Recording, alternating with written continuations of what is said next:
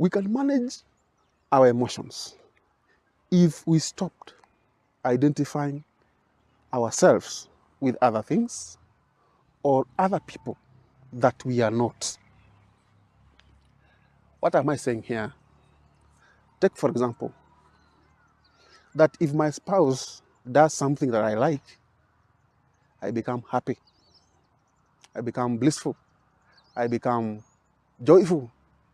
And if the same spouse does something that I don't like, I become resentful, I become sad, I become bitter.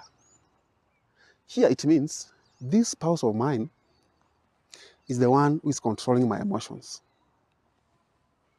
And that should not be the case. Our emotions are 100% our duty. Learn to control your emotions. Don't